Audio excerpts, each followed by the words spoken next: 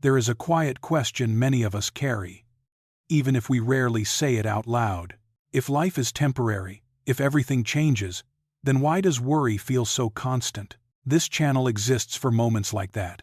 Not to give quick fixes, not to deny fear or pain, but to slow down, to look honestly at what is happening inside the anxious mind, and to explore ancient Buddhist wisdom in a way that feels human, practical, and deeply relevant to modern life.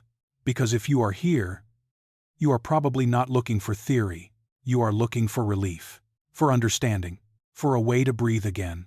There are nights when the room is dark and quiet, but your mind refuses to rest. You lie there, staring at the ceiling, while thoughts come one after another. What if I lose my job? What if something happens to the people I love? What if I fail and never recover? These worries are rarely loud. They do not scream. They whisper. They linger. They stay with you during the day and follow you into the night. And the strange part is this: most of us already know that life is temporary. We know people come and go. We know bodies age. We know nothing lasts forever. Yet we worry as if everything should. This is the paradox of worry. We understand impermanence with our minds, but we live as if permanence were promised. So we suffer not only from real losses, but from the constant fear of losing what we love. If this feels familiar, there is nothing wrong with you. You are not weak. You are not broken. You care deeply. And when we care deeply, the fear of loss can quietly shape our lives. In the next moments, we will begin to explore this paradox together, gently and honestly, and learn how Buddhist insight helps us hold life with less fear and more clarity. Most anxiety does not arrive during life's biggest crises. It shows up quietly, in moments so small they almost seem insignificant. A message that goes unanswered longer than usual. A short reply that feels different in tone. A plan that suddenly changes without explanation. A silence that lasts just a little too long. Nothing dramatic has happened. No disaster has occurred. And yet, the mind begins to tighten. We start filling the empty space with meaning. Did I say something wrong? Are they upset with me? Am I being forgotten, replaced, or pushed aside? This kind of worry is not about the situation itself. It is about connection, about belonging, about the quiet fear of being left behind. We rarely admit this to ourselves. Instead, we tell ourselves we are overthinking, being too sensitive, or making a big deal out of nothing. But the truth is simpler and more human. We worry because we care, because relationships matter, because uncertainty feels like distance, and distance feels like loss. The anxious mind does not ask for reassurance because it wants drama. It asks because it wants safety. It wants to know that the bond is still there. Understanding this changes how we see our anxiety. It is not a flaw to eliminate. It is a signal pointing toward our deep need for connection, meaning, and emotional security. There is a difference between understanding something intellectually and truly accepting it with the heart. Most of us know, on some level, that life changes.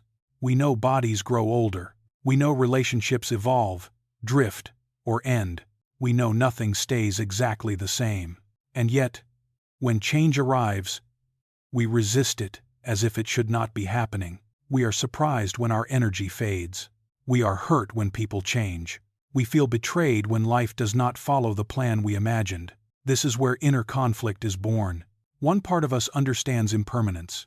Another part refuses to live as if it were true. We say, "I know this won't last," but we hold on as if it must. That gap between knowing and accepting creates tension.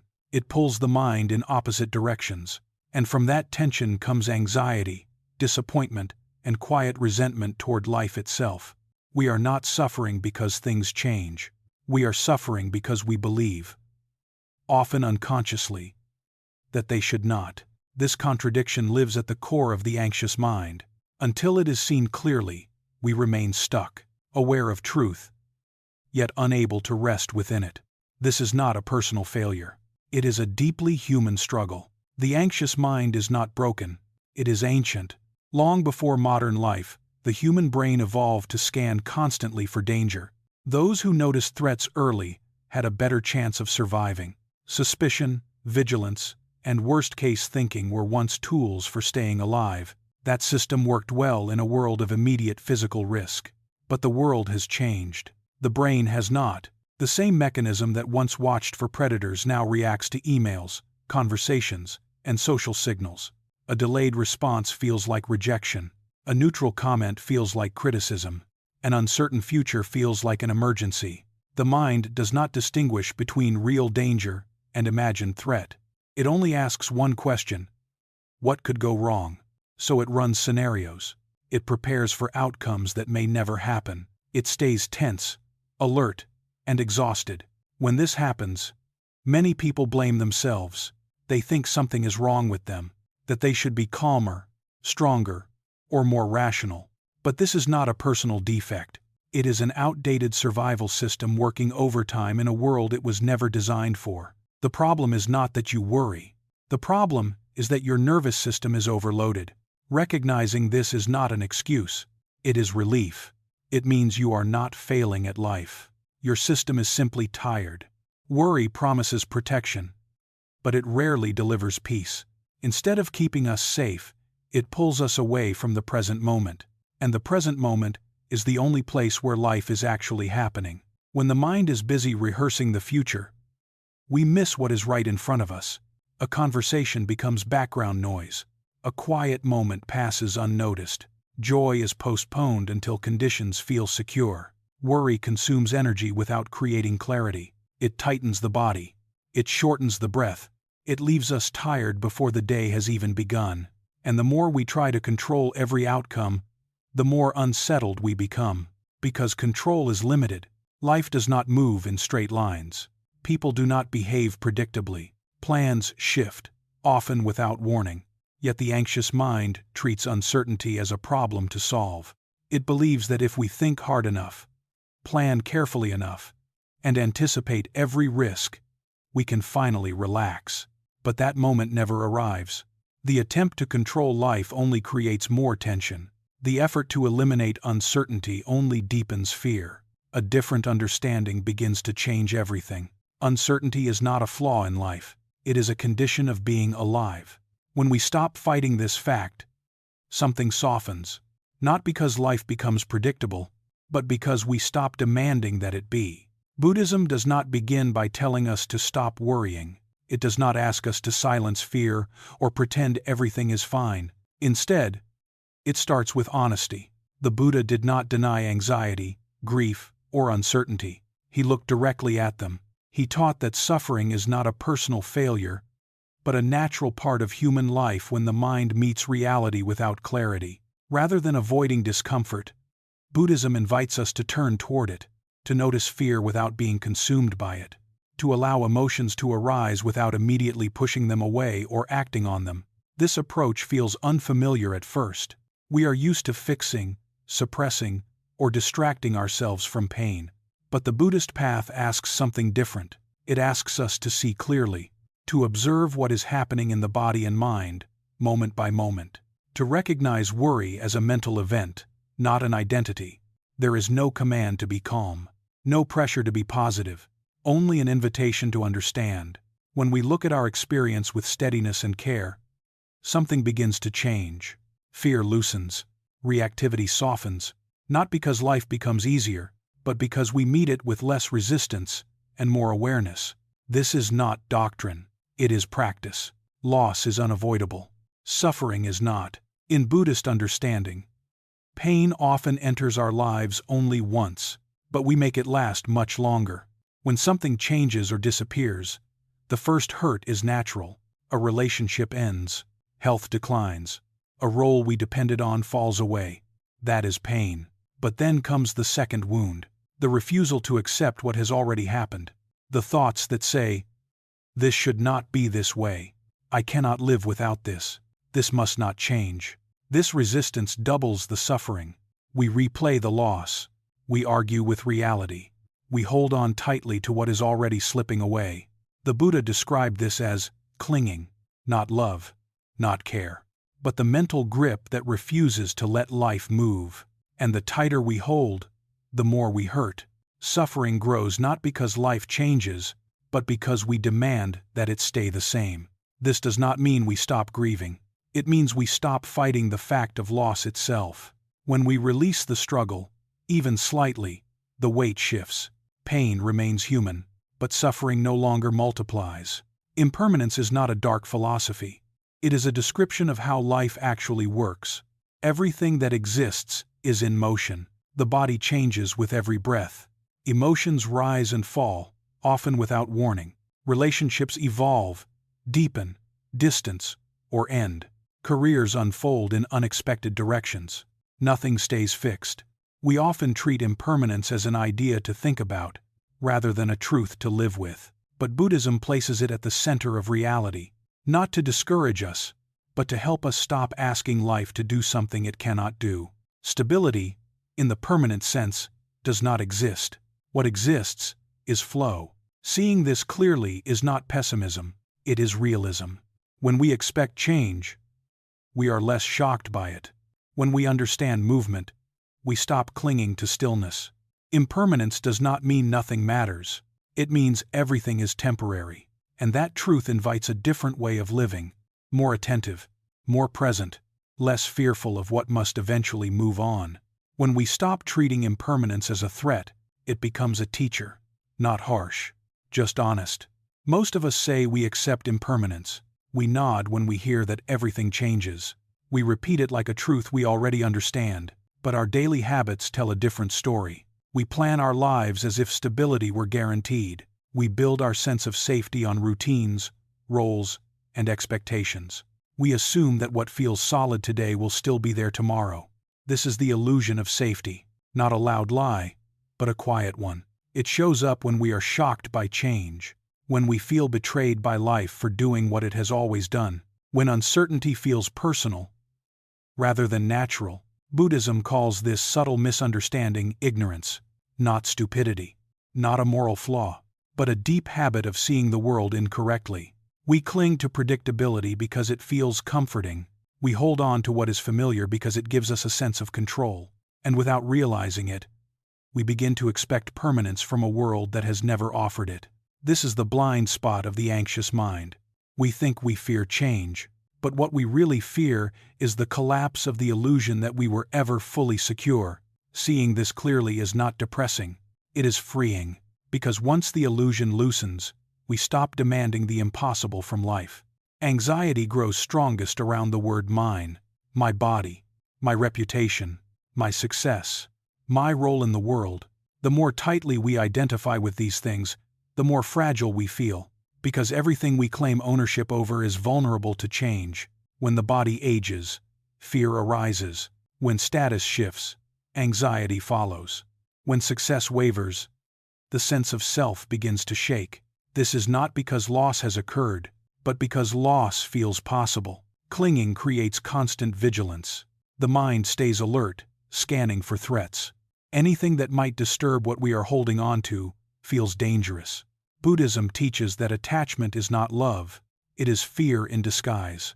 It is the attempt to secure what cannot be secured. And the tighter the grip, the greater the tension.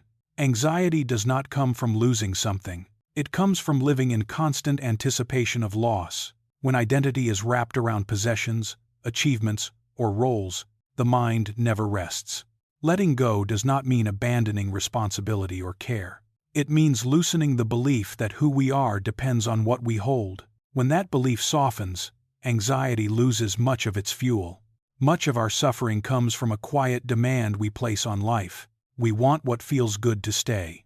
We want what brings comfort to remain unchanged. But the things we lean on for happiness are, by nature, fragile.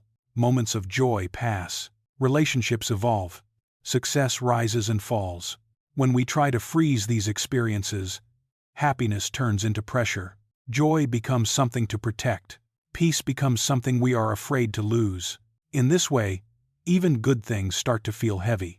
We stop enjoying the moment because we are busy worrying about its ending. We measure happiness instead of feeling it. We guard it, manage it, and fear its disappearance. This is how pleasure quietly transforms into suffering. Not because joy is bad, but because we ask it to be permanent. The fear of loss poisons the present.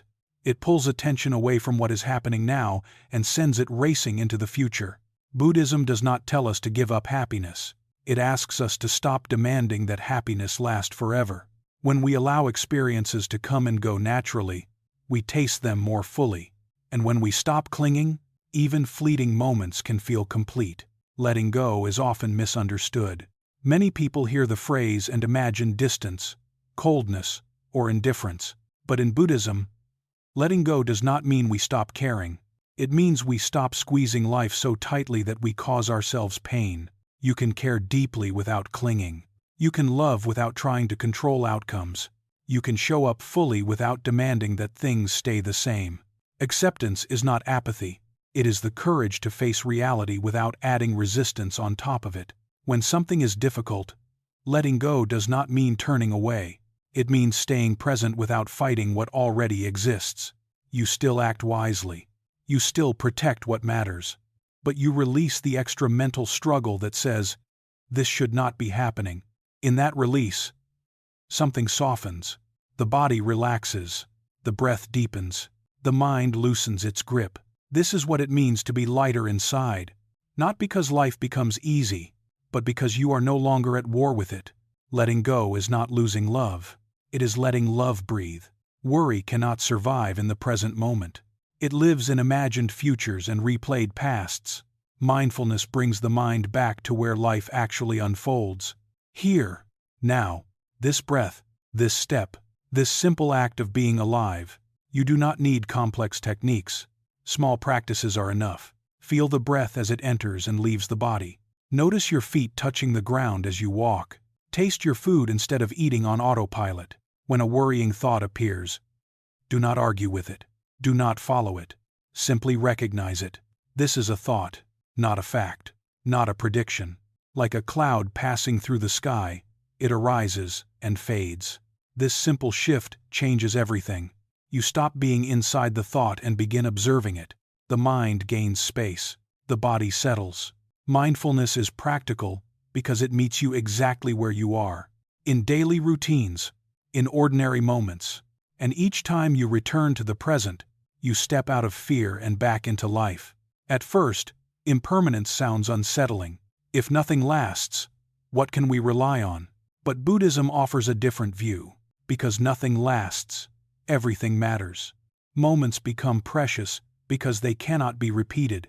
Conversations deepen when we know they will end. Love grows more honest when we stop taking time for granted. Impermanence invites us to live awake, to say what matters sooner, to forgive more quickly, to stop postponing what gives life meaning. When we accept that life moves, we begin to move with it, not rushing, not clinging, but participating fully. This awareness does not make us detached, it makes us more tender, more present, more human. We love more deeply because we know we cannot hold forever. We live more truthfully because time is limited. There is no final instruction here, no rule to follow, only an invitation to notice. If this moment will pass, how do you want to be in it? And in that quiet question, something settles. Not certainty, but peace. A peace that does not depend on things staying the same.